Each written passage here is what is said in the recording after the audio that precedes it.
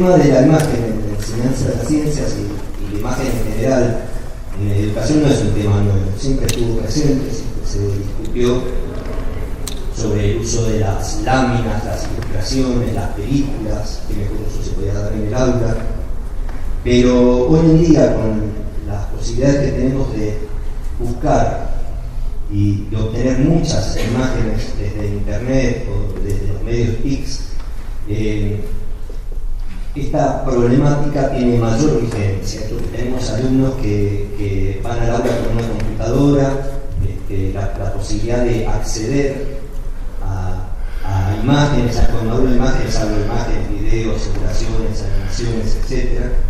La posibilidad de guardarlas, esas imágenes, y editarlas, ya crea un conflicto que es el manejo de programas para editar esas imágenes, y encontramos tanta información, tantas animaciones y tantos videos, que tenemos que tener muy claros criterios para seleccionarlos, para hacer uso de ellos, ¿no? Después, con todas esas imágenes y simulaciones, planificamos clases y demás. Esto hace que sea una temática y el desafío de tener alumnos con computadoras, que ellos también pueden acceder a imágenes y que buscan en internet recursos, es un desafío que merece especial atención. Nos preguntamos qué se ve en la clase de ciencias y qué se hace con lo que se ve. Con la clase de ciencias me refiero no solo a los materiales que pueden estar en un aula, sino que pueden estar en el libro de texto, que pueden estar en la computadora que usamos en el colegio, en la sala de computación, o a las proyecciones que podemos hacer.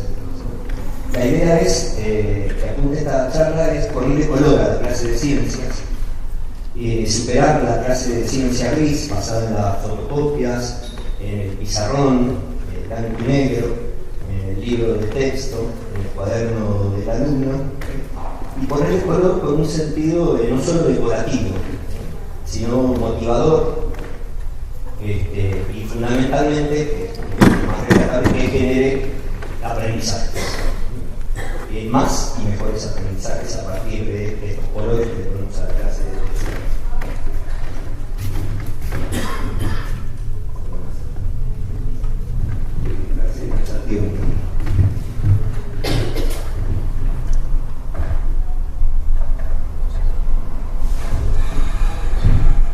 esta imagen viene con un toque humorístico.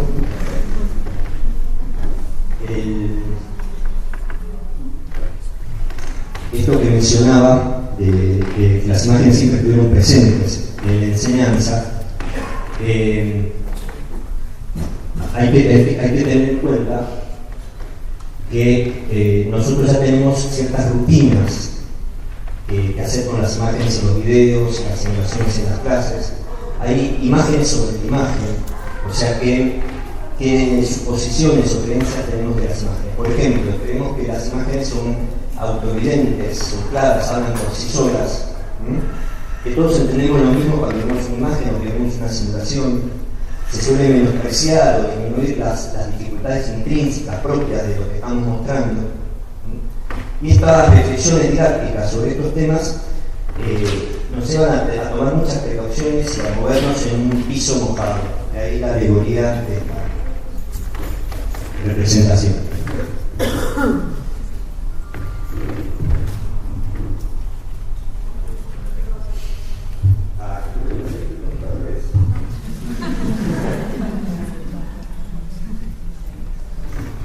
Yo dando clase de TICs que no se usa alguna cosa.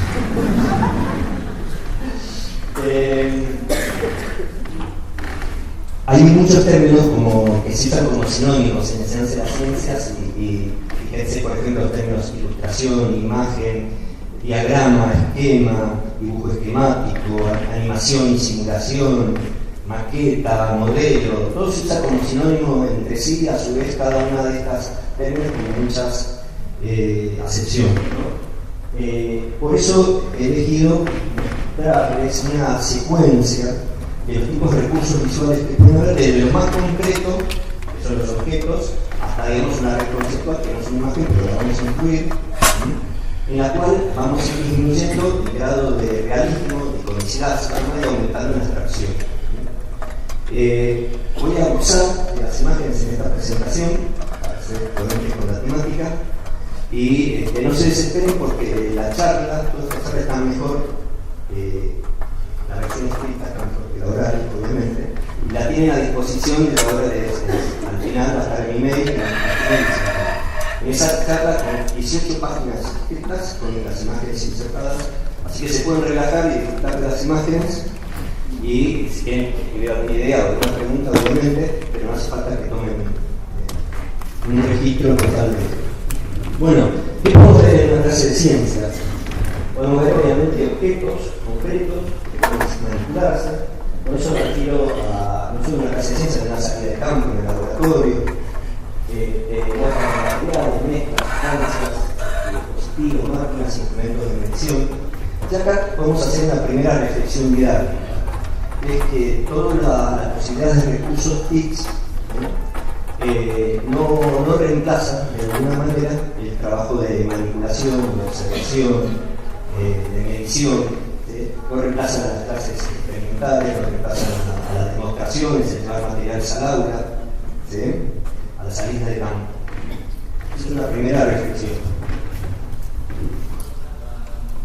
Aumentando el grado de abstracción, después tenemos que encontrar con fotos e ilustraciones. Con ilustraciones a veces se suele usar el término de ilustraciones a todo tipo de imagen que aparece en los libros de texto, de gráficos, específicos. Estas primeras imágenes son de carácter reproductivo, una fotografía, un dibujo figurativo, en las cuales son totalmente imágenes realistas. Y acá hay otra reflexión didáctica. La imagen que tenemos de la imagen es más bien la imagen de una foto que la imagen de muchas otras representaciones que son más abstractas.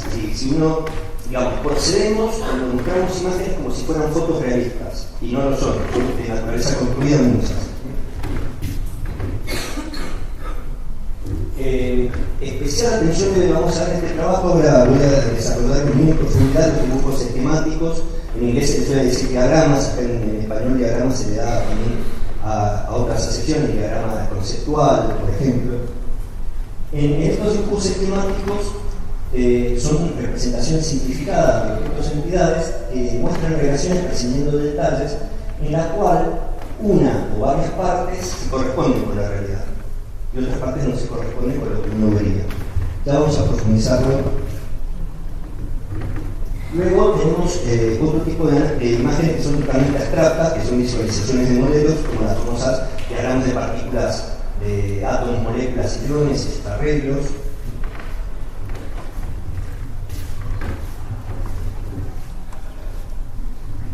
Luego, a veces usamos el espacio físico para plantear relaciones de números. Y estos son los gráficos. En los gráficos encontramos relaciones numéricas, como las gráficas de columnas, tablas, gráficos y demás. Poseen generalmente dos escalas y son muy útiles para seguir una propiedad en el tiempo o ver cómo se relacionan dos propiedades en el tiempo. Hasta los gráficos suelen considerarse como ilustraciones en los textos. Lo que seguimos, el nivel simbólico de representación de la química o el uso de símbolos, ecuaciones, las ecuaciones químicas y ecuaciones de cualquier ley y demás de la física y de todas las ciencias, pasan en el plano simbólico, en la cual son representaciones totalmente abstractas, no simbólicas. O sea, tener una muestra más grande de oxígeno no se representa con un oxígeno más grande. ¿Se entiende? Eso significa que no es analógico. Hay otra reflexión. Muchas veces lo que uno ve en el pizarrón de una clase de química o de física son este tipo de lenguaje, ¿no? Lo que vemos son muchas ecuaciones, mucho simbolismo, que tiene su dificultad para aprender.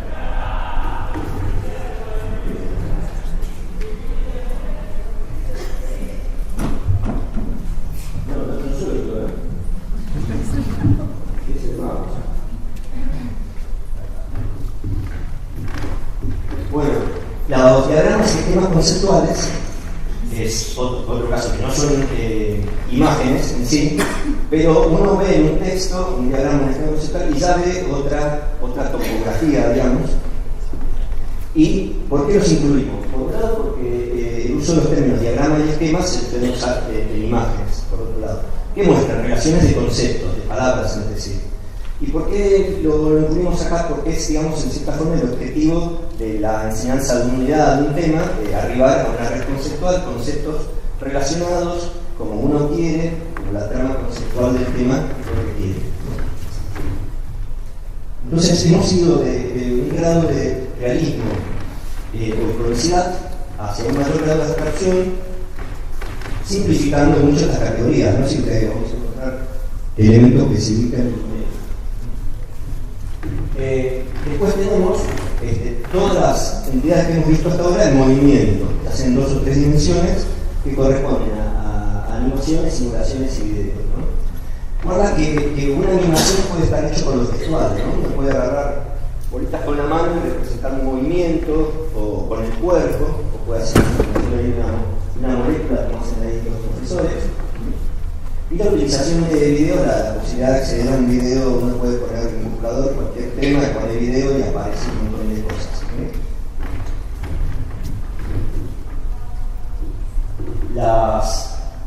Las simulaciones y animaciones. En una simulación, que es la de la derecha, uno tiene la posibilidad de poner valores a alguna de las variables y darle enter y ver el resultado.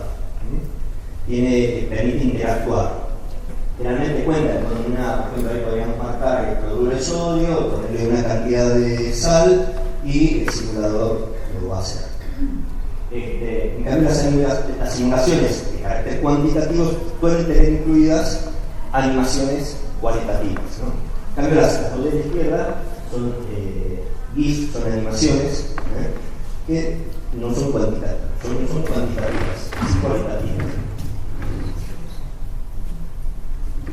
Bueno, hasta ahora no creo que haya muchas cosas nuevas. Lo que es nuevo es las reflexiones que vamos a hacer con respecto a los dibujos esquemáticos. Estos dibujos esquemáticos figuran mucho en los textos, se presentan en los textos de todas las materias, ciencias de la Tierra, astronomía, todas las ciencias experimentales naturales. Y a su vez, como voy a hacer hincapié ahora, son un paso entre la imagen y la palabra, por eso le damos tanta importancia. Por ejemplo, muchas simulaciones, animaciones, si uno ve la imagen y hace una impresión de pantalla, una captura de pantalla, lo que queda es un dibujo esquemático. Eso son los dibujos esquemáticos, entonces más en profundidad. Como dijimos, son representaciones externas, están afuera de nuestra cabeza, simplificadas, esquematizadas, donde alguna parte del dibujo se corresponde, con algún objeto real, alguna parte es figurativa. Bueno, están construidos, y eso es lo que realmente, con una intención, y eso es lo que realmente no se suele prestar atención. Por ejemplo, transmitir una idea. Por ejemplo, el de la derecha es cómo se produce un rayo, o el de la izquierda partes del corazón, o el corazón con una doble bomba. Muchas veces se utilizan como croquis de los problemas de física, por ejemplo, en la cual muestran todas el simbolismo que traen los dibujos esquemáticos. Son representaciones construidas, no son copias de lo observable. Prima la relación de relaciones, más que de números o de copia reflexiva de la realidad. ¿Qué otras características tienen los dibujos esquemáticos? Están generalmente acompañados de símbolos, signos. Estos símbolos son normalizados, hay que entender qué es lo que significan, ¿sí? Son interpretados por conexiones. Por ejemplo, estos dos dibujos esquemáticos que ven que tienen una parte que se corresponde con la realidad, que la vamos a ver en un objeto real, y otras no. ¿Cuál es la idea del dibujo de la izquierda? Bueno, tener la fuerza de sustentación del ala de un avión, a partir del principio de Bernoulli. De la derecha es qué es lo que se observaría, qué es lo que se produce en una electrólisis de sal.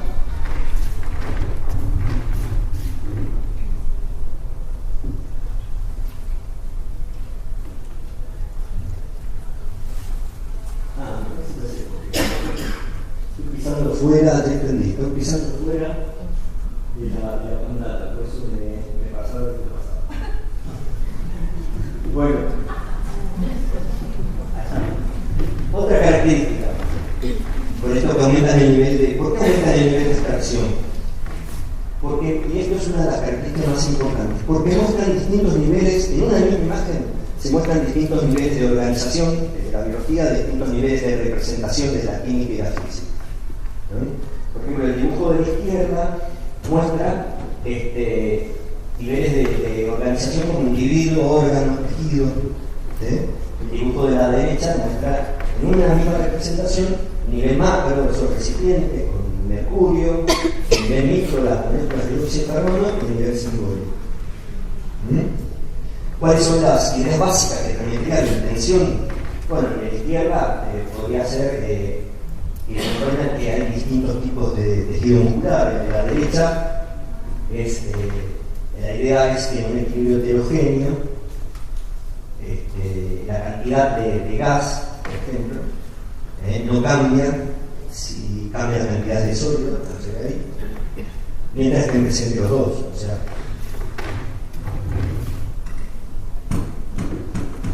fíjense que integran cosas, los dibujos esquemáticos. ¿Cuántas cosas se pueden decir? Integran cosas que no podríamos ver juntas. ¿Sí? En este caso, por ejemplo, son imágenes que integran el nivel macro de los recipientes con el micro de esas moléculas. Fíjense que tienen sus simplificaciones, pueden conducir a errores, parece que las moléculas estuvieran flotando, disueltas, ahí en el medio continuo. Pero bueno, ¿cuál es la idea que hay que resaltar de esto? Bueno, tiene que transmitir la idea de que la solubilidad de un gas en un líquido depende de la presión parcial del líquido arriba, la ley de Henry, explicada a través de la ley de Henry, por ejemplo, ¿no? Pero fíjense que esto le da esto de que combina en realidad el modelo, lo macro y lo micro, le da una complejidad a los dibujos esquemáticos de tipo epistemológico, ontológico, ¿no? Y eso no lo tenemos en cuenta. Después, hay muchos trabajos que dicen que los estudiantes no pueden diferenciar cuando están dando explicaciones de lo que es macro y lo que es micro, ¿no? Las moléculas hierven, por ejemplo, y o lo que Gerón en su trabajo les dan proposiciones a los alumnos y les piden que las diferencien entre lo que son proposiciones que se derivan de aspectos observables y las que se derivan de ideas inventadas por el hombre, ¿no? Tienen muchísimas dificultades los alumnos de diferenciar lo que proviene de la observación directa y lo que proviene del modelo o idea inventada que lo explica. Sin embargo, en un mismo dibujo nosotros combinamos estos aspectos. Y un aspecto central de la cual después se va a desprender una propuesta didáctica es que son un nexo de la palabra. Deberían poder reducirse, digamos, los dibujos esquemáticos que valen o los que más sirven para mí son los que se pueden extraer de ahí una o dos ideas básicas, no más. Por ejemplo, desde representaciones que al aumentar la presión de un sistema cerrado, en equilibrio, de temperatura constante, por ejemplo, doy más ejemplos de química porque es lo que más manejo, la concentración del producto amoníaco aumenta. Es una aplicación de un principio de sistema de satélite. Pero fíjense que en un mismo dibujo esquemático lo que se está presentando son relaciones causales. La causa es el aumento de la presión produce determinado efecto. Y fíjense que muchos dibujos esquemáticos muestran en biología, por ejemplo, relaciones estructura-función, que les cuesta mucho a los alumnos, o en física y química, relaciones composición, estructura de sus propiedades. Entonces nos encontramos con dibujos que hasta ahora parecían que eran muy simples y dan muchas cuestiones para decir, ¿no? Por su naturaleza construida. La pregunta es cómo llenar el espacio entre la visualización de un fenómeno, objetos, ilustraciones y fotos, y llegar a una red conceptual de los temas que uno piensa enseñar. Un camino posible en una idea es presentar un dibujo esquemático para cada una de las ideas básicas que uno quiera construir, para esas proposiciones que unen los conceptos en la red conceptual. Podría ser una propuesta. Por lo tanto, la primera propuesta es no ser ingenuos cuando presentamos dibujos esquemáticos y dar pie para su discusión. Por ejemplo, el camino a la palabra, desde las imágenes realistas o de las observaciones a la red conceptual, es a través de dibujos esquemáticos.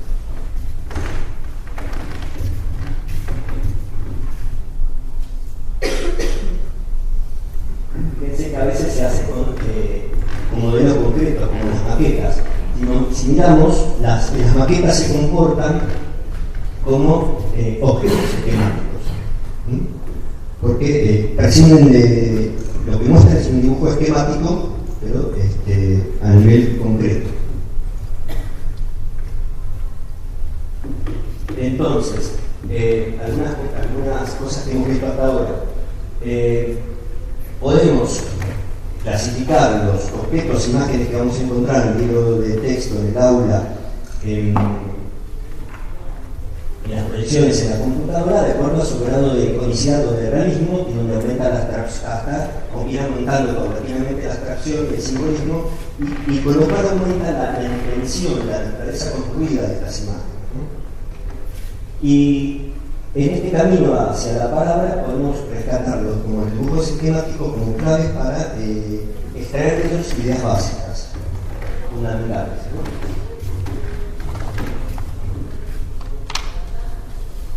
en una investigación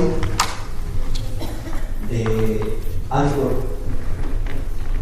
del 2003 se suministra a los estudiantes bajo el supuesto de que cuando los alumnos están aprendiendo un tema, si emiten autoexplicaciones o explicaciones para ellos en voz alta, se comprende mejor ese tema. Entonces estudiaron las explicaciones que daban los alumnos en voz alta, que emitían los alumnos en voz alta mientras estudiaban el sistema circulatorio humano. A un grupo de alumnos se les dio dibujos esquemáticos nada más, o diagramas, y a otro grupo texto. Y se vio las diferencias entre ambos grupos. Así concluyeron, hay muchas de estos trabajos de investigación, en la cual ven la eficiencia de los diagramas versus el texto, que los alumnos expuestos a dibujos esquemáticos aprendieron más sobre el sistema circulatorio que los que emplearon textos. ¿Por qué? Porque emitieron más y mejores autoexplicaciones, y tardaron menos tiempo en aprender y menos palabras. Los expuestos a textos hablaron más, utilizaban más de memoria términos del texto, parafraseaban el texto, y empleaban analogías, o sea, se creaban imágenes. Los alumnos que dieron los diagramas empleaban más esos diagramas para explicar, o versiones simplificadas de esos diagramas. En cambio, los que vieron nada más que texto solían utilizar más analogías.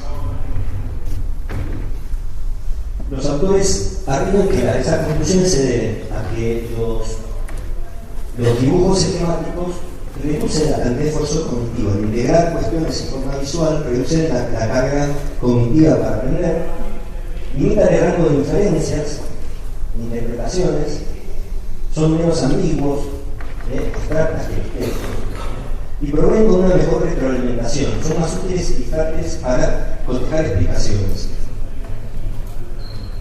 Lo mismo sugieren que las autoexplicaciones son más beneficiosas cuando se integran el conocimiento visual y el verbal. De acá surge una de las hipótesis o premisas de esta charla de hoy, que es el efecto de la complementariedad. Así como decíamos antes que la complementariedad de los recursos TICS con las experiencias de laboratorio y con la manipulación, acá también volvemos a rescatar la complementariedad de los distintos tipos de recursos, ¿sí? De capturar la información, ¿no? En este caso la verbal y la visual, ¿sí? El texto y el diagrama, ¿sí? Pero ojo, que después vamos a ver que una característica de esta integración se llama es que estas imágenes y texto tienen que ir juntas, ¿sí? ¿Ya? la hipótesis de contigüidad que otra gente que estudia imágenes la da como una de las grandes premisas, como Mayer y demás, que es, se aprende mejor algo si se percibe. Después lo vamos a comenzar. Visualmente se lo lee también el texto, inclusive si se lo escucha. Pero la característica es que tiene que estar juntos esos tres niveles de percepción, ¿no? Este camino hacia la palabra, esto que yo decía, que estas son simulaciones, pero la imagen en sí corresponde a un dibujo temático, ¿no? Por ejemplo, la de la izquierda, bueno, que son como una doble bomba, la de la derecha, los dos circuitos de la circulación.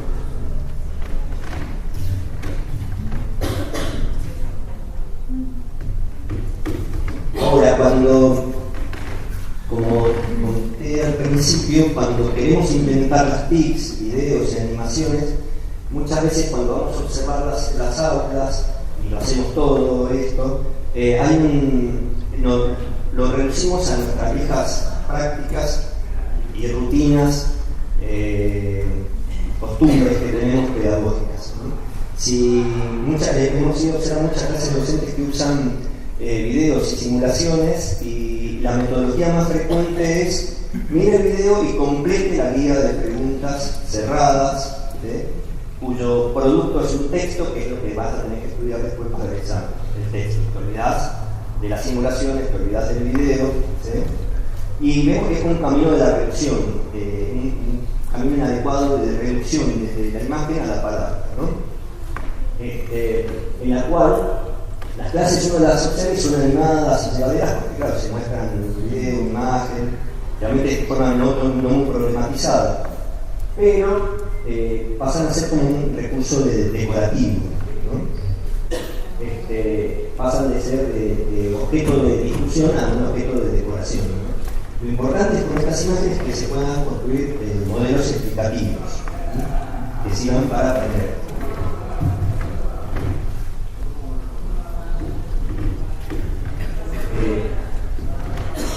Otra de las ideas fuerzas de esta charla es la necesidad de hablar de imagen, de explicar, que es una profesora explicando esa simulación que vimos recién, ¿no? Ponerle palabras a la imagen, compartir los significados, ¿sí? Y en la cual la palabra y la imagen y los gestos ingresan para ser procesados al mismo tiempo, ¿no?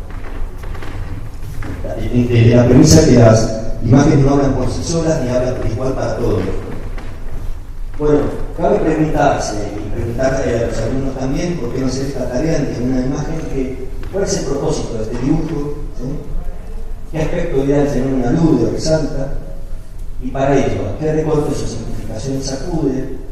¿Qué tiene absurdo y real? Esto de las moléculas flotando en el agua que parecían ahí como barquitos. ¿A qué conclusiones podría llevarnos? ¿Es efectivo el dibujo esquemático? Las ventajas, cumplir adecuadamente su propósito, son mayores que sus limitaciones, complejidad, dificultad, las conclusiones que podrían. Son preguntas que nos tenemos que hacer ante la imagen en esta propuesta de perder la ingenuidad de la misma. Y para superar la situación anterior de la rutina esta pedagógica que lleva a la construcción de una guía, de nuevo de un texto escrito, simplificado, con errores, para estudiar para el examen final, ¿por qué no usar los dibujos sistemáticos en las evaluaciones? Por ejemplo, esta sobre el sistema circulatorio humano, muestra un dibujo esquemático, en la figura se observa el aparato circulatorio de uno y la doble, elegir la respuesta y elegir la fundamentación de la respuesta, ¿no? La doble fila que se técnicos. ¿Por qué no pedirle a los alumnos que hagan la presentación oral en una simulación bajada por el estudiante o dada por el profesor, donde tengan que poner en juego los conceptos trabajados, hacer que ellos presenten, hablen una imagen, hablen en una simulación, y para ser más preciso todavía se puede acotar la tarea de decir, bueno, explique esta imagen, esta animación, esta simulación empleando, o este video empleando por lo menos una vez cada uno de los siguientes conceptos. Es una consigna que da muy buenos resultados, ¿sí? porque le acotás, le pones las palabras, ¿sí?, los elementos, para que ellos la ordenen en cierta forma, ¿sí?, en este cabeza conceptual, y te fijas cómo la establecen relaciones, ¿sí? Y fácilmente te das cuenta los términos que quedan aislados, que no pueden relacionar con nada, y las relaciones equivocadas, concepciones que puede tener el alumno. Bien, algunas imágenes sobre la imagen, algunas creencias. Esto sacado muchos trabajos que trabajan sobre las imágenes en la enseñanza. Por ejemplo, los atributos que le adjudicamos a cualquier tipo de imagen se corresponden más con los atributos de una foto. Procedemos como si con una foto, que es una imagen realista que habla por sí sola, un dibujo temático no habla por sí solo, habla distinto para las distintas personas, ¿no? Otra idea es que hay una relación directa entre la imagen externa y la interna. Cuando uno le muestra a alguien un dibujo, pensamos que él lo va a hacerse el mismo dibujo en la cabeza, ¿sí?, que en una foto interna se deforma ese dibujo. Y las imágenes son más sencillas que las palabras y se recordarían y comprenderían más fácilmente. Y las imágenes son transparentes, autoevidentes, por lo tanto no necesitarían explicación ni descodificación. Otro supuesto es que las imágenes presentan o representan un conocimiento verdadero, la frase de ver para creer. Si se fijan, son supuestos que los tenemos todos, ¿sí?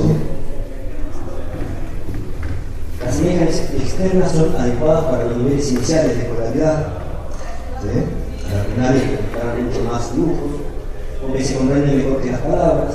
Las ilustraciones motivan a los estudiantes y como resultado mejoran la atención y favorecen el aprendizaje. Las imágenes ayudan a los estudiantes menos dotados intelectualmente y mejoran la comprensión de procesos complejos porque dan una visión de conjunto. Todas estas proposiciones no son verdades absolutas, pueden ser ciertas, ¿sí?, pero hay que ver en qué contexto y bajo qué condiciones, pero no darlas como verdades universales.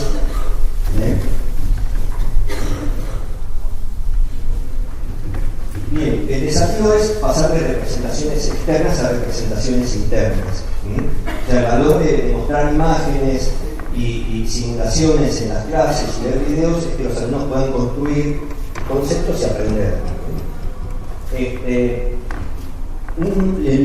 La idea del modelo mental es la representación creada en la memoria del trabajo de las personas, en la cual tratamos de darle sentido a las imágenes y a las proposiciones que escuchamos, darle el sentido de una representación explicativa. Por eso el término de modelo, porque los modelos están hechos, construidos para explicar, para predecir, para describir un sistema y operar efectivamente sobre el sistema. Bueno, eso es lo que hacen los modelos mentales, le dan sentido a las proposiciones. Uno, desde modelos mentales que analiza si tal proposición es verdadero o falso, le da sentido a las imágenes en ese contexto, ¿no?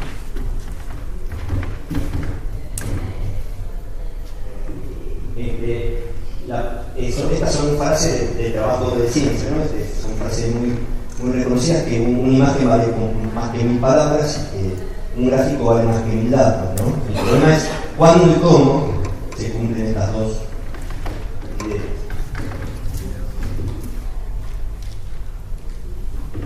Muchas veces explicamos temas en los cuales el docente, el experto, ¿sí?, tiene una imagen del sistema físico contable y los alumnos no. Inclusive tenemos varias imágenes de un sistema y los alumnos ninguno. Acá hay un profesor enseñando el enlace de banana y las cosas que piensan, que tienen en la cabeza los alumnos. Bueno, esto se puede defender a obviamente cualquier ciencia experimental.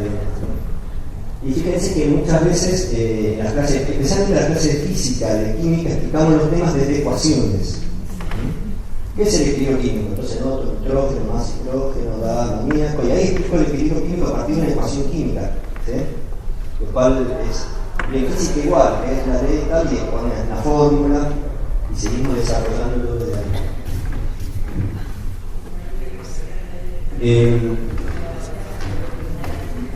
Este esquema es muy interesante porque profundiza el modelo de procesamiento de la información, que es una teoría del aprendizaje, digamos, de las personas, a qué pasa cuando uno aprende desde algo multimedia, ¿no? Como una animación en la cual entra voz, entra imagen y entra texto, ¿no? Entonces dice, bueno, ¿qué pasa con la memoria sensora? ¿Sí? Pasa el filtro de la percepción, y en la memoria de trabajo, donde sonidos, imágenes y texto se deben integrar. ¿Quién da sentido a esto? El conocimiento previo que te ayuda a integrar todas las cuestiones. De ahí surgen nuevas ideas que pasan a la memoria de largo plazo, y a su vez de la memoria de largo plazo surge el conocimiento previo que vuelve a retroalimentar la selección de información. ¿Qué tiene importancia este diagrama, que repito que es una ampliación del modelo de procesamiento de la información? Lo más importante es que la memoria de trabajo es algo limitado, que tiene una capacidad de procesar como 7, 6, 7, 8, salga después en el programa, 6, 7, 8 unidades de información. Por ejemplo, en la imagen de la izquierda, ¿qué observamos? Un dibujo esquemático saturado de información, ¿no? Entonces, acá tenemos otra dificultad más de los dibujos esquemáticos, la cantidad de información que muestra, ¿no? Y después, el de la derecha es un ejemplo típico de cómo influye el conocimiento previo. Fíjense, para un especialista, para un profesor de química, ese dibujo es una sola unidad de información. Un montaje de destilación. A lo sumo te fijas de qué? De cloruro de sodio, de nada. Para un alumno, o para un novato, para un novato, es un montón de aparatos que no tienen sentido porque están unidos así. Son muchas unidades de información. Puede saturar ese mismo, necesita una explicación. ¿Sí? Solo, ¿se entiende la idea? El conocimiento previo influye en la lectura global de una imagen. La idea es reducir la carga cognitiva siendo explícita e integrada la información. O sea, explicamos el porqué de ese montaje, qué lógica tiene, por qué el agua entra de abajo hacia arriba en el refrigerante, y explicando la lógica que tiene, por ejemplo. Bien.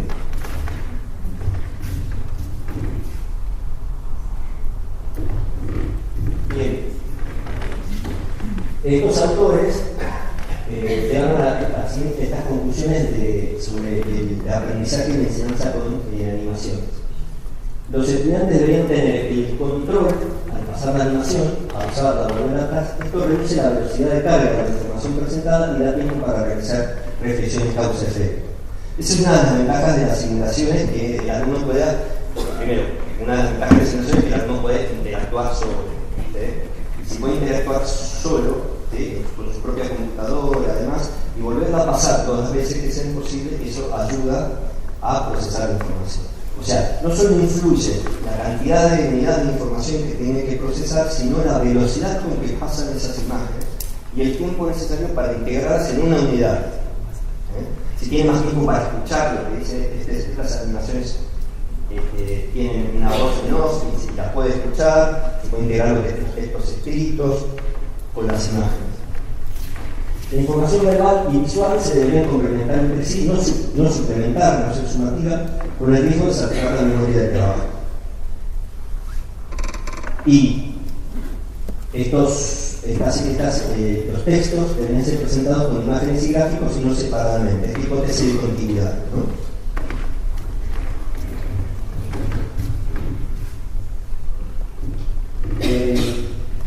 Cuando uno quiere enseñar conceptos abstractos, mostrar distintos. ¿Qué pasa? Los alumnos no tienen una imagen de esos sistemas físicos, y por ahí si presentamos solamente un tipo de recurso, a lo mejor los alumnos se quedan con imagen de determinado tipo de moléculas, por ejemplo, moléculas no esféricas, moléculas no esféricas. Y entonces, utilizar distintos tipos de representación del conocimiento mejoraría la visualización de conceptos abstractos. Muchas simulaciones que vemos, en realidad lo que se ve es un dibujo esquemático en movimiento. Entonces, cuando un poco lo vimos en el taller, con la captura de pantalla, con el botón, estamos viendo una simulación, apretamos la pantalla, el la pantalla, después esa imagen la pegamos en un procesador de fotos, la podemos editar y hacer situaciones conceptuales y problemáticas usando eso. Esta es otra idea muy importante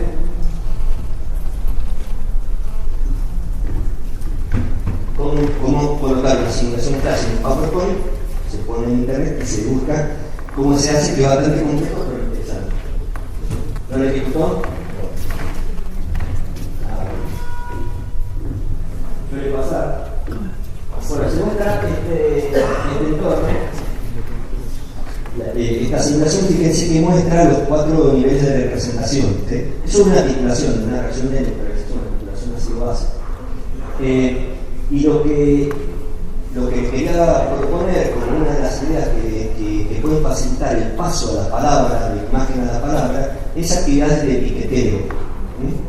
Poder, ante una simulación de biología, física y química, hacer situaciones problemáticas haciendo imprimir las pantallas, editándolas y poniendo a los alumnos que rotulen las distintas entidades o partes. ¿Para qué? Para que después tengan las palabras con las cuales concluir el texto, los párrafos que uno quiere analizar si aprendieron o no. Entonces, etiquetar con los nombres de los distintos materiales o entidades.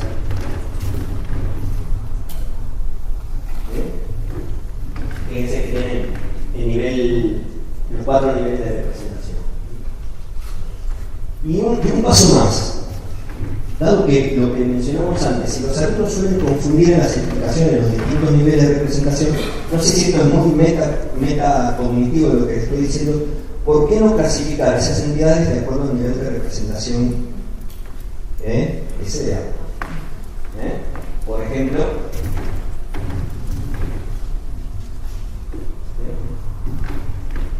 a lo mejor esto ayuda a que después no aparezcan frases como el pH de los iones, o el tipo de esas frases que mezclan distintas, se atribuyen propiedades macro a lo micro, ¿no?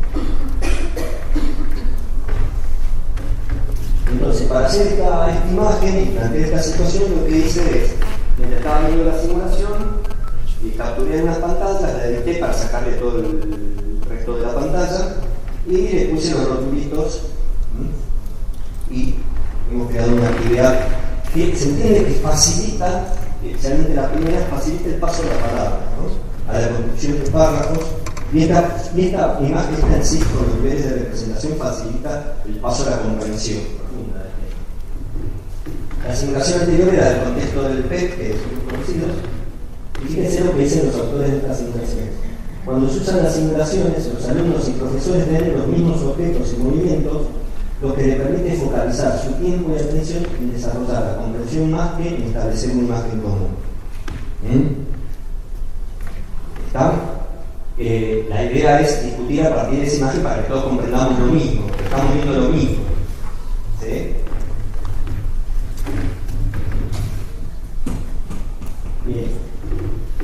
Entre las simulaciones encontramos algunas más adecuadas y otras menos adecuadas. La posibilidad del docente de hacer un análisis crítico de las simulaciones es importante. ¿No? Esta parece que las moléculas de agua fueron por lo tanto un gas en un medio continuo de agua, y es un tipo de representación que puede generar confusiones del modelo continuo y discontinuo de la materia, la separación entre las moléculas de agua de la más de un gas.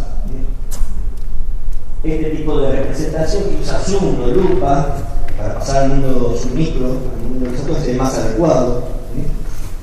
Fíjense, este es un dibujo esquemático con mayor carga de información intermedia, en la cual lo que quiere transmitir es que pase en una pila grande, cuál se oscila, cuál se reduce, qué es lo que está pasando en cada uno de los datos, y combina los 3 niveles de representación, ¿no? Micro, simbólico, da mucho para hablar, mucho texto para escribir de acá, muchas preguntas para hacer. Hay simulaciones sobre eso. Fíjense que en la mayoría de estas imágenes no se discute las imágenes están en un sentido de significado, la imagen de la semántica, no se discute la sintaxis. Se asume que la imagen habla por sí misma, pero habla diferente para cada persona, ¿no? ¿Cuál es el propósito de esa imagen? Bueno, la teoría cinética molecular del gas es explicar determinadas cosas, pero ¿qué se está mostrando ahí? Bueno, en este caso, el contorno del recipiente va a ir mostrando un recipiente cerrado, ¿no? Pero es macro el contorno del recipiente, no se muestran los átomos de la recipiente. Las esferitas, ¿qué representan? En este caso representan átomos, en otro caso representan moléculas, en otros iones, no sé, otro agregado mayor. Esa esfera que deja de dar una idea de movimiento, está para eso, no es que vaya perdiendo por delante. El agrego implica un estado de reacción a la distancia entre las partículas. Toda esa sintaxis hay que explicarla. El movimiento generalmente, obviamente, si no lo veríamos, es mucho más lento. Y muchas de las simulaciones y animaciones que vemos muestran analogías. Y muchas de ellas son de animistas, antropomórficas, como estas de acá, que son divertidas. Y bueno, ejercen un efecto motivador y demás, pero bueno, si con esto solo presentamos los 4 tipos de enlaces, estamos en el otro.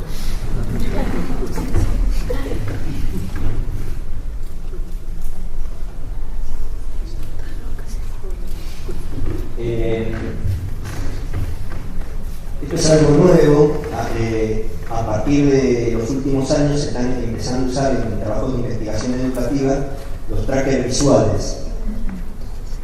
Los trackers visuales son un dispositivo que es una pantalla en la cual la misma pantalla emite una luz infrarroja que va a la pupila y la refleja sobre la pantalla, y la pantalla puede medir lo que son las fijaciones visuales, o sea, cuando uno fija la mirada y los cambios rápidos entre las miradas. ¿Qué se entiende por una fijación visual? Cuando la vista para más de 100 o 300 milisegundos. Entonces eso se puede calibrar y ver a qué cosa está prestando la atención una persona en la pantalla. Los nuevos trackers visuales, antes con un tracker visual uno tenía que tener la cabeza fija, con anteojos, todo un aparato conectado en la cabeza, y estos trackers visuales no son invasivos, no son intrusivos, no hay que ponerse ninguna parte de la cabeza, no hay que dejar la cabeza quieta, compensan distintas perturbaciones, y se calibran rápidamente, ¿no? Entonces, ¿y cuál es el producto de estas investigaciones? Se crea como un mapa térmico en la cual permite seguir en dónde la persona hizo verificaciones visuales, el tiempo que tardó en cada uno de los lugares, la secuencia que siguió. La idea es que si una persona se detiene más en un aspecto es porque está procesando más información o le dificulta, hay algo que le dificulta ahí, y esto se está usando en todo, los que generan software, hasta comercio, psicología, en todo. Por ejemplo, ahí ven obviamente, mientras más es un mapa térmico, mientras más rojo, del pasar de verde a amarillo al rojo, es más atención al afectado. Se ven, por ejemplo, diferencias, qué parte de la pantalla ve más gente, siempre del lado izquierdo, por ejemplo, o las diferencias de una pantalla entre hombres y mujeres, distintas cosas que le llaman la atención. Bueno, y en enseñanza de la química en los últimos 4 años han aparecido algunos trabajos que utilizan estos trackers visuales para investigar cómo aprenden los alumnos a partir de lo que ven en las pantallas, ¿no? Por ejemplo, este trabajo de Tani Tienda le suministran a los alumnos una secuencia de 5 problemas sobre la ley de Charles, ¿no? Para una muestra cerrada en un gas a presión constante, ¿qué pasa con los volúmenes cuando cambia la temperatura? Es algo bastante elemental. Los 5 problemas tienen una secuencia creciente de dificultades. ¿Sí? Y después que lo resuelven los alumnos, se ve la diferencia entre los alumnos que resuelven exitosos y los que no resuelven exitosos, y ven cuáles son los caminos que siguieron los mapas térmicos de estos alumnos. Las conclusiones que llegan es que todos los alumnos, los mismos grupos exitosos y no exitosos, Dado que es el mismo tema, a medida que va aumentando la complejidad, tarda menos tiempo. En realidad, porque bueno, ya conocen la ley de Charles, después de hacer dos problemas, cada vez tarda menos tiempo. Pero en el segundo problema, que es el de la derecha, todo se demora mucho porque es un cambio de formato. Presenta los datos en una tabla. Y otra cosa que todo se demora es la conversión de litro a mililitro. Ahora, ¿qué pasa con los no exitosos? Estas diferencias se acentúan. La tabla actúa como un distractor, la conversión de las unidades también como un distractor. El camino seguido, los alumnos no exitosos demoran más en la lectura de la consigna, en el planteamiento del problema. Bueno, lo que quería comentar es esta novedad de investigaciones que están apareciendo de gente que se ubica telas frente a una pantalla, ¿no? Bien, y ahora con esto vamos a entrar en la última etapa de esta charla, que tiene que ver con cuando vemos imágenes, muchas de las imágenes se muestran en perspectiva. Por ejemplo, estos señores Macari y Ramada estudiaron los sistemas de órganos en el cuerpo humano. Cuando se presentaban secciones transversales había muchas dificultades, ¿no? Las secciones transversales en ciencias de la tierra, etc. Esto genera una demanda de habilidades espaciales, ¿no? Que es otro aspecto interesante. O sea, las imágenes a su vez tienen una complejidad debido ya no solo a la cantidad de información que tiene, a la velocidad con que las pasa, sino al tipo de habilidades espaciales que necesitas para procesarla, para aprenderla. ¿Qué entendemos por habilidades espaciales? La capacidad de generar, retener y manipular mentalmente imágenes espaciales abstractas, ¿no? Hay trabajos que muestran, si te meten en cualquiera de las ciencias, que hay una correlatividad entre los resultados en test estandarizados de habilidades espaciales y los resultados en las materias. Bueno, especialmente si estudias arquitectura o diseño, obviamente más, pero química orgánica, ciencias de la tierra, no tienen una correlación muy positiva, ¿no? De hecho, se usan estos test como un medidor de inteligencia, un tipo de inteligencia, pero inteligencia y de coeficiente intelectual. ¿Cuáles son sus dimensiones? La posibilidad de rotar mentalmente objetos, orientarse, visualizar objetos. Ahora detallamos cada uno de ellos. Por ejemplo, ¿qué se entiende por visualización espacial? Es la habilidad de realizar tareas mentales que requieren el movimiento de desplazamiento de una parte con respecto a otra. Todas las tareas de plegamiento. Si voy a pegar esa figura, ¿cuál es el resultado de esto? ¿Sacaron?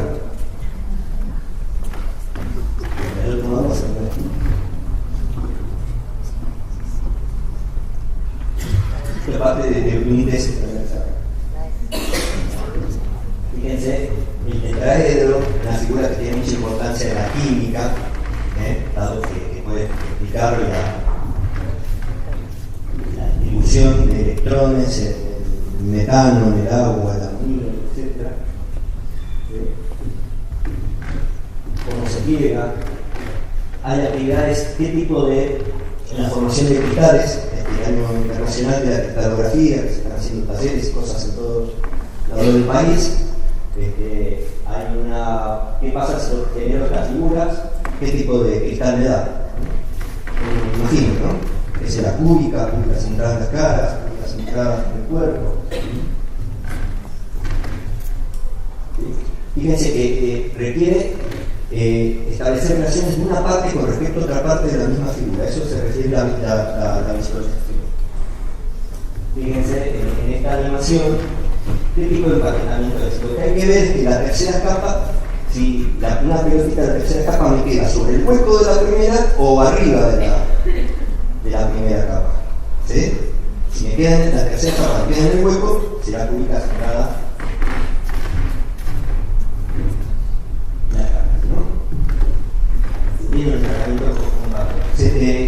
Se dan cuenta que esto requiere, comprender estas cuestiones, requiere habilidades espaciales.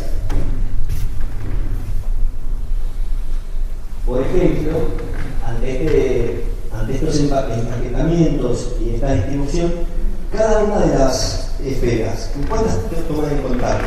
¿Sí? Y esto se llama el número de coordinación, pero por ejemplo de arriba con 12, pues son 4 de costado, 4 arriba y 4 abajo. ¿Sí? ¿Cuántas esferas entran en una celda unitaria? ¿Sí? ¿Cuántas unidades entran en una celda unitaria? En unidades referimos a átomos, billones. ¿Cuántas en una cara? ¿Sí? Que creo que queda medio esfera, en un vértice, un octavo. Otra dimensión de la habilidad es poder ver un objeto cómo sería desde una determinada posición. En vez de rotar el objeto, lo que rota es el observador, ¿no? Es la habilidad de imaginar cómo un objeto de arreglo se vería desde una perspectiva diferente. Reorientándose, o sea, no observando el objeto, sino uno poniéndose en otra posición, ¿no? Por ejemplo, desde esa esquina, cómo vería el objeto ese. Está en el centro de un cubo y yo estoy en ese vértice, ¿sí? ¿Cómo lo vería? ¿Lo encontraron la respuesta?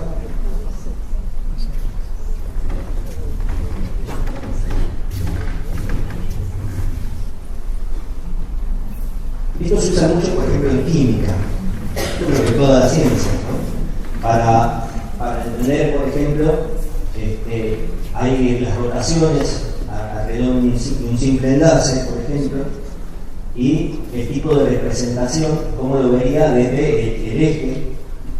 ¿Sí? Arriba tenemos una representación que se llama cuñas. La cuña de los negritos hacia adelante, la línea fina es el plano y la línea punteada es hacia atrás. ¿Sí? Pero visto desde el ojo, obtengo esta mirada que es una proyección muy mano. El puntito negro en las figuras de abajo significa adelante y el círculo atrás, ¿no? Esto para entender lo que se llama los conformes de la química. Fíjense que buena esta simulación en la cual combina el nivel gráfico con el nivel simbólico. ¿Sí?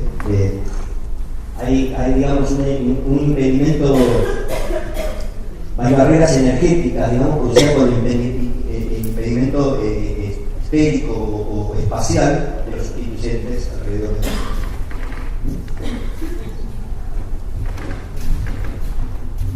Hay mucho que hablar de imagen. Bueno, fíjense estas imágenes, presten atención a estas imágenes de la astronomía.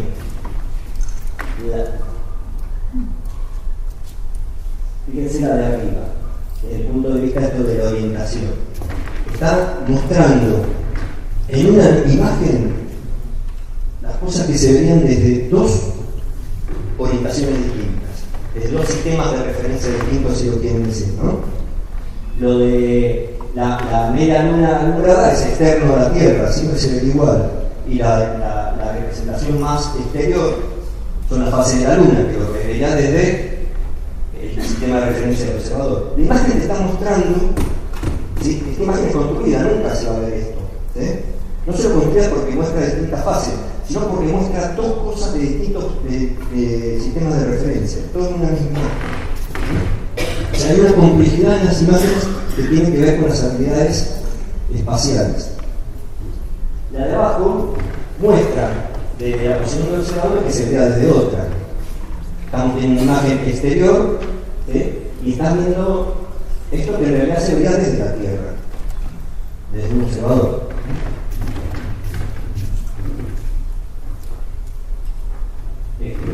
Y una de las ideas también de esta conferencia que les quiero transmitir es por qué, dado que estas imágenes requieren estas capacidades y habilidades espaciales, ¿por qué usar nuestras clases también como no solo para aprender las imágenes, sino también para pensar con las imágenes? Entonces uno puede plantear acá cuál es, qué figura da esas ondas en paredes perpendiculares, ¿no? ¿Tienen? ¿Me imaginan?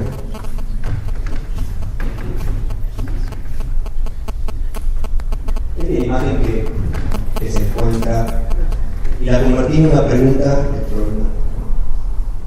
Por último, y una de las habilidades que más se usa es lo de la rotación. implica tareas que requieren rotación mental de un objeto en el plano o en el espacio, ¿no?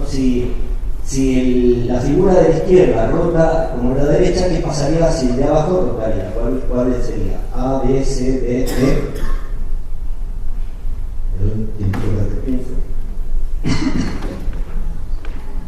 Si rota igual que la de arriba, ¿no?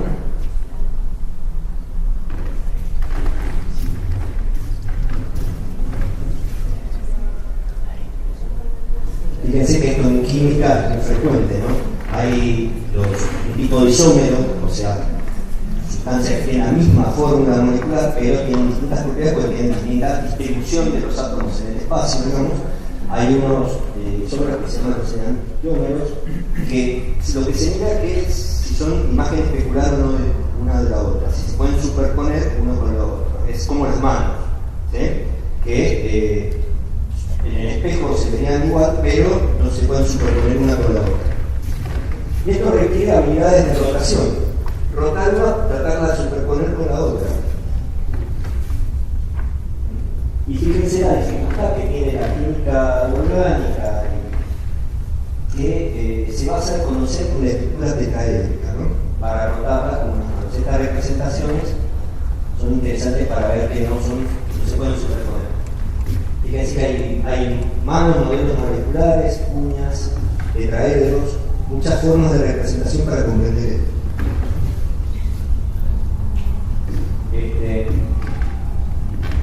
Esto es de vital importancia porque podemos entender por qué digamos, la vida existe gracias a que el ángulo del oxígeno con los hidrógenos no es 180 grados, sino sería gaseoso, y tiene un ángulo de aproximadamente 105 grados. ¿No?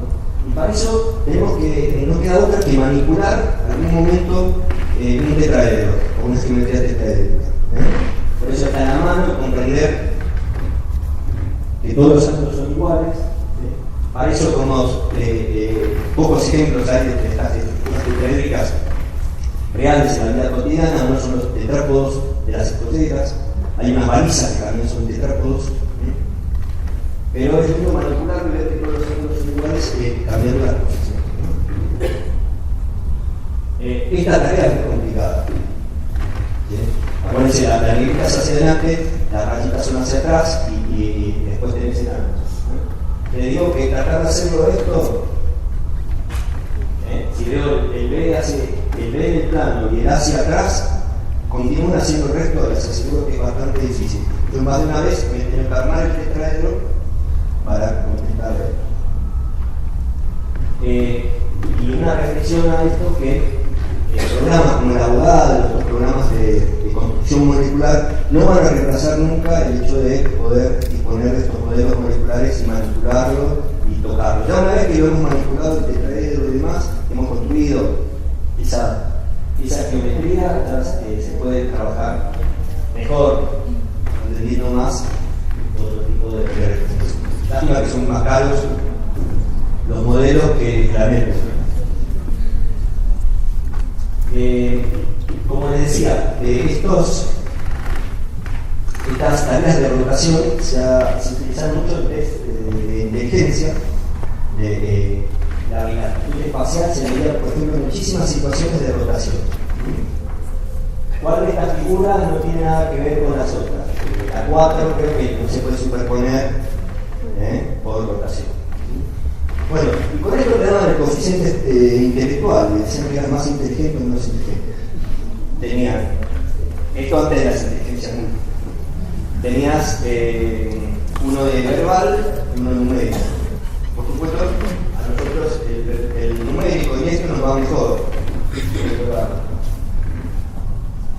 No es mi caso. Si saben de las netbooks de los estudiantes, ya queda poco. La netbook de los estudiantes da el programa Competez que plantea este tipo de situaciones, ¿no? Que involucran varias cosas, hay rotación, hay visualización también.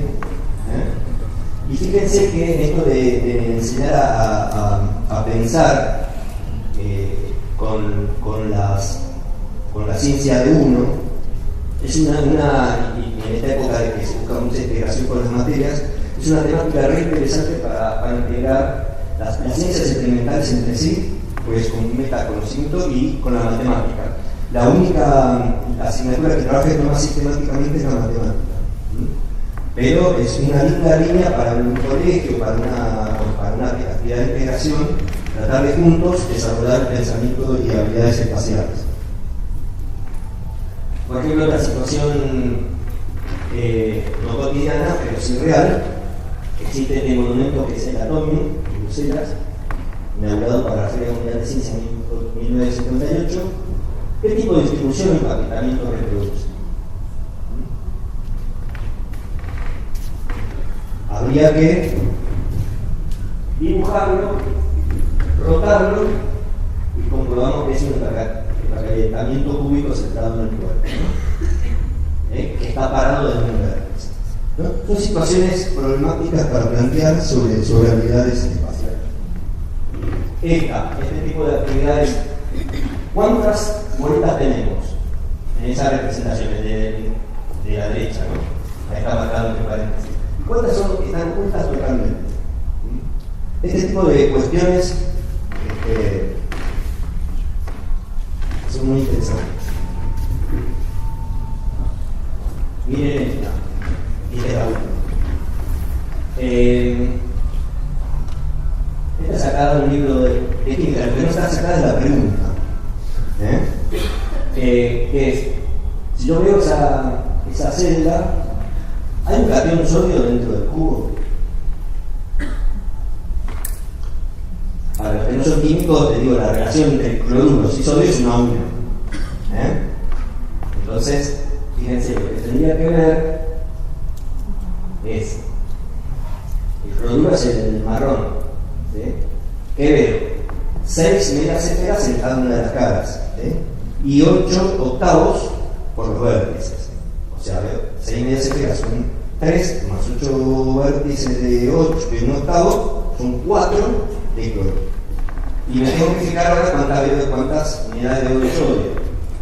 Si se fijan, veo la cara de arriba, veo 4 medios, a la mitad veo 4 medios y abajo veo 4 medios. Conclusión: ¿hay o no hay un catión de sodio en el medio? 4 medios más 4 medios más 4 medios son 3. Quiere decir que si hay la relación 1:1 y había 4 cloruros, tiene que haber 1 en el medio. También hay otra forma de tener alternados sodio, cloro, sodio. Claro, pero hay que ver lo oculto. Bueno, pero La veo. la otra es complicada.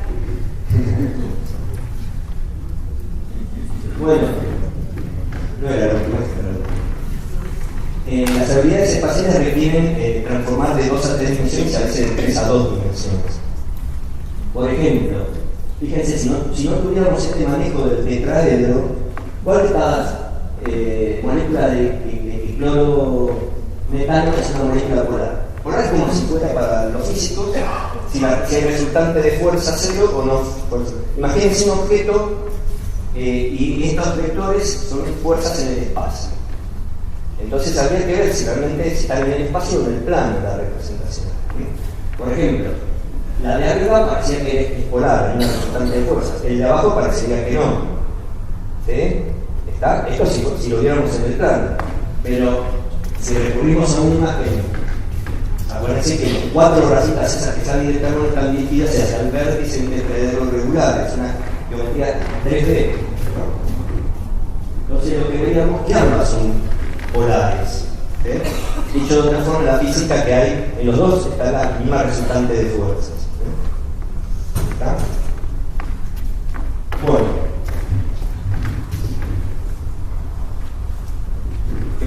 dos últimas diapositivas. Dije que nos iba a modificar un poco y a saturar de imágenes y de palabras, pero que bueno, se relajaran, que está todo escrito después, si lo pueden leer mejor de lo que yo lo expreso. Conclusiones. Las imágenes estas que pensamos que son autoevidentes, autoexplicativas, sencillas y claras, ¿sí? Y que todos entendemos lo mismo, tienen una complejidad propia, intrínseca, que le tenemos que empezar a prestar atención, que tiene que ver con la cantidad de información que hay que procesar. si está muy saturada o no, teniendo en cuenta las limitaciones de la memoria de trabajo.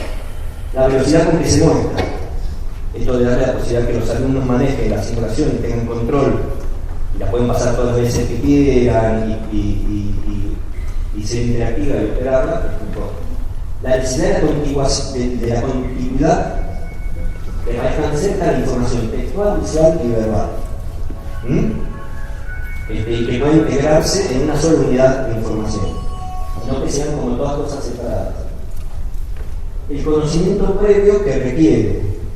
Y acá surge una paradoja. Muchas imágenes, nosotros mostramos unas imágenes, el libro muestra una imagen para que los alumnos aprendan un concepto nuevo, pero tiene tal complejidad que solamente le explica el que ya sabe ese conocimiento previo, le puede entender. O sea, como que la imagen es para tener un concepto de química, pero solamente la puede interpretar que ya conoce el conocimiento de química. Esa es una especie de paradoja que se da sobre este tema.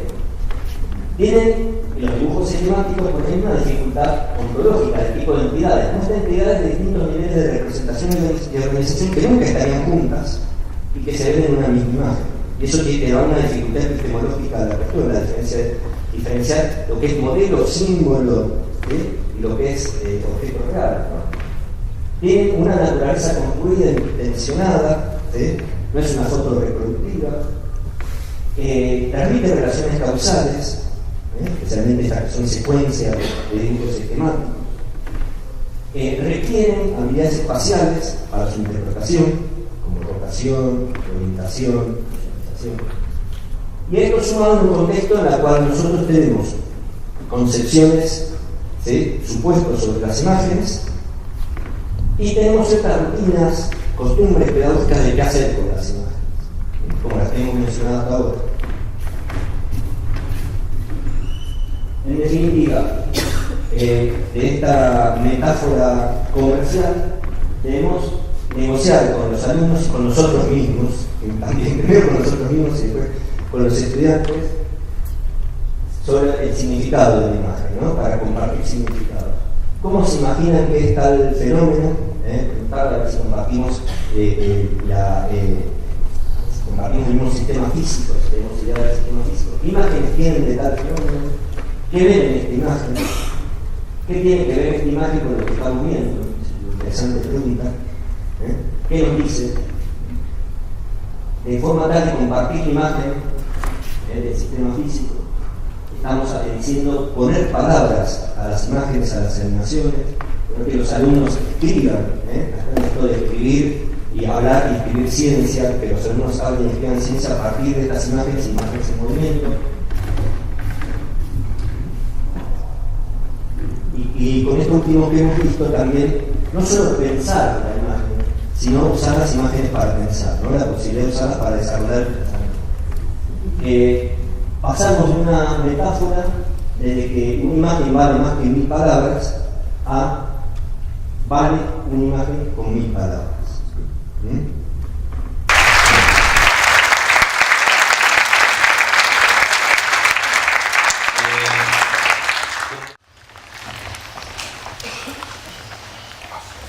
Sí, buenas tardes. Mi pregunta es sobre algo que dijiste en un momento, quizás no aclaraste, pero fueron tantas imágenes que me haya perdido, así que te pido disculpas si te lo explicaste. En un momento dijiste que en una imagen debían poder resaltarse no más que 2 palabras, porque era un problema. O sea que lo mejor era que una imagen tuviese 2 palabras. No entiendo por qué esa limitación. Hablando de los dibujos esquemáticos, que no es cualquier tipo de imagen, sino ese tipo de imagen, que en el camino de la imagen de los objetos reales y de la construcción del conocimiento para llegar a la palabra, que un dibujo esquemático para mí son más útiles cuando transmite una idea básica o 2 ideas básicas. Y las ideas básicas es la intención con que está construida esa imagen. Así, por ejemplo, te di varios ejemplos de ideas básicas, pero no 2 palabras, sino a lo que iba es que es posible pensar para una unidad didáctica quizás vos querés enseñar determinados conceptos en una red conceptual, ¿no? Esos conceptos están relacionados entre sí con proposiciones. Vos podés escribir las proposiciones, las ideas básicas del tema que vas a enseñar, y de paso ves los alcances que le querés dar. ¿Y por qué no buscar dibujos esquemáticos que apoyen la construcción de esas ideas básicas? Entonces, mostrar dibujos esquemáticos, ¿sí? No cualquier imagen, dibujos esquemáticos que transmitan una o pocas ideas básicas, pues si transmiten muchas, ya corres el riesgo de saturación. O, dicho de otra forma, podés buscar uno más adecuado para presentar. Pero esa es una idea de secuencia didáctica para abarcar el tema. Con respecto a, bueno, que ahora nombraste de los mapas conceptuales, redes conceptuales, que vos al principio planteaste que era como un objetivo final, por ejemplo, para una unidad, te quería preguntar que seguramente debe haber, por ahí también vos has realizado, de poder generar mapas conceptuales que no, como siempre como estamos acostumbrados, con conceptos, sino que con esto que esté relacionado con imágenes, o sea, mapas conceptuales formados con imágenes, a ver si se pueden en dónde encontrar estudios, no sé si vos también has realizado. Me hiciste acordar que hay un tipo de imagen que son las que trabajaron algunos autores, que son lo llaman esquemas algorítmicos, una cosa así, que va mostrando como un diagrama de flujo de los distintos pasos para, por ejemplo, en un esquema te clasifica los plásticos, por ejemplo, ¿no? Entonces pone dibujos de los distintos tipos de plástico y una secuencia para separarlos y reconocerlos. O a veces hay prácticas de laboratorio que de forma esquemática, o una experiencia que esquemáticamente te representan algo, ¿no? ¿Qué sé yo? El dibujo de la mezcla de las sustancias inicialmente, después de filtrado, lo que te queda lo que te queda en el papel de filtro, lo que te queda en solución, y eso se va abriendo, ¿me entendés? O sea, sí, existen como esquemas con imágenes, ¿no? A eso ibas, ¿eh? Sí. No sé si has hecho investigación sobre eso, ¿no? Yo te quería preguntar respecto de los dibujos esquemáticos, que por ahí vos dijiste que eran imágenes más simples, que por lo general tienden a resaltar algún aspecto o alguna idea. Si eso por ahí, al igual que en las simulaciones, pueden caer también en algunos errores o se pueden acentuar algunas ideas. La idea era al revés. Los dibujos esquemáticos se consideran simples y no son simples por todas las dificultades estas que mencioné ahora, desde la complejidad de que muestran cosas que no van juntos, distintos niveles de representación, etc. ¿Y qué más me preguntaste? Vos decías a veces que cuando, por ejemplo, en el taller hacer unas simulaciones, Ah, sí, sí. como que acentuaban algunas ideas. Sí, sí. Por eso en la lista de las preguntas que habría que hacerse sobre la imagen era si, ¿te acordás? Si lo que tiene positivo, la idea de transmitir un concepto es, los aspectos positivos son mayores o vale la pena usar ese dibujo esquemático que las dificultades que te podría traer o las confusiones que te podría generar. ¿Sí?